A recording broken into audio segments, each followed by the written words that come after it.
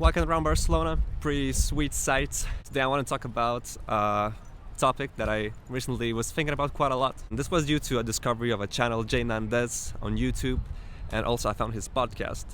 And recently I listened to an episode of his podcast, which is called like 10 mistakes you're making as a poker player or like something like that. And the point is that he was not mentioning any kind of like strategic mistakes that you're making as a poker player and the game theory side of things, like you're not c-betting enough or you're like not check raising the spot enough or like bluffing on the river or something like that. He was talking about tactical creativity and the lack of it in the poker community. And this really touched my soul, you know. Recently, I've been on vacation for 1 month. I took some time off from cards and, you know, I'm feeling pretty good about it. But I came back to the poker room and I could see like the same old faces that were sitting there like, you know, 1 month before. And there's a lot of people that are like middle-aged. They probably have a family or something. And they're just like kind of forced to grind for a living there, which is like, you know, reasonable. I cannot blame them, you know, they're maybe just in such a situation that they have no other option. But the point is that a lot of people, also outside of poker, sometimes just like stick to their job and become kind of inert.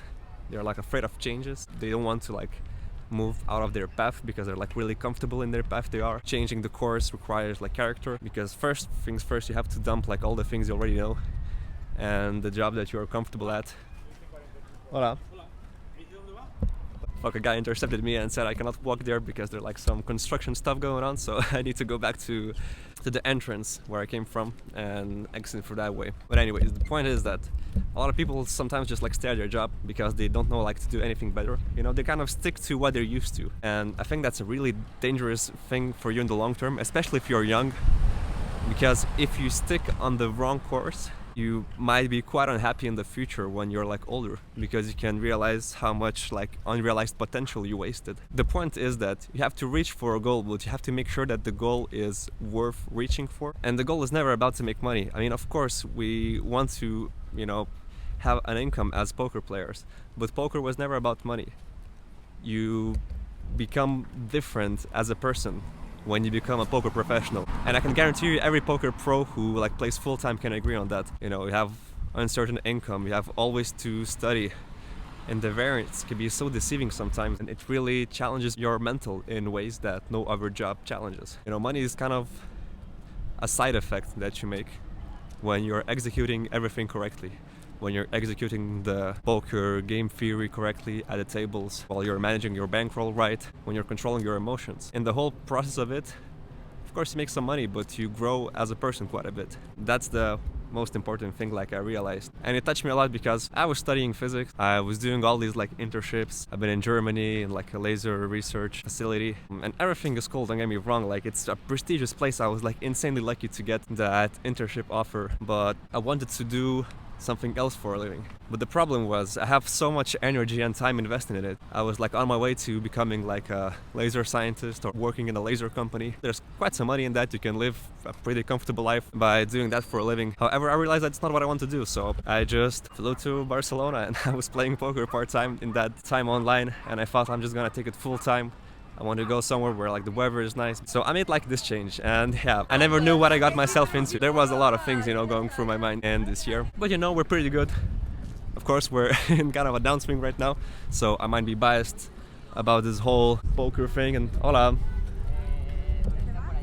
Okay, I got intercepted another time telling me to get out of his place. I might be biased because I'm still in kind of a downswing period. I've had a bad stretch and then I went on vacation for 1 month, so you know, the bad stretch kind of stayed in my mind. But I think you should not be afraid to take risks and like move out of your comfort zone and do the things that actually you like to do. It sounds so cliche, like I never respected people that say like, oh, you know, do the things in life that you love to do and everything. I felt like these people are just like talking bullshit, because like you actually need to think about the money that you're gonna make in life. You know, if I'm passionate about, I don't know, like writing books or something, that's great stuff, you know, don't get me wrong, but it might take a while until you make, you know, a significant living out of it. So you have to have some kind of plan. And the same goes with poker. Like if you want to become a poker professional, maybe it doesn't make too much sense to like deposit $100 into like online account and try to run it up until like 10k or like 20k, because it will take you forever. The win rate that you can achieve in like 10 NL or like 25 NL, you know, it's like a few bucks per hour. Like you're not gonna make like a living out of it. You have to be strategic with the steps that you take. Recently I was with a guy that I know. He helped me out a little bit. We talked a little bit. He's like a good high stakes poker player. He told me he's like done with poker and he's moving into financial trading, and I felt so fucking happy for him. It's not that I know him like personally that well that it really touched me, but it touched me like as a poker community as a whole. I just don't want poker players to be stuck in the same grind where like they don't enjoy themselves. I kind of want them to move forward. So the key thing to take from here is that this journey after all isn't about money. Like you just make some money in the meantime, but you change so much as a person, and you realize that poker might have been just a tool to get you somewhere else. And I think that's a great way of thinking about it. I mean, don't get me wrong, there's people that just play poker full time and their goal is to become like the best poker player on the planet. I think for myself that in the future I'd like to do something else.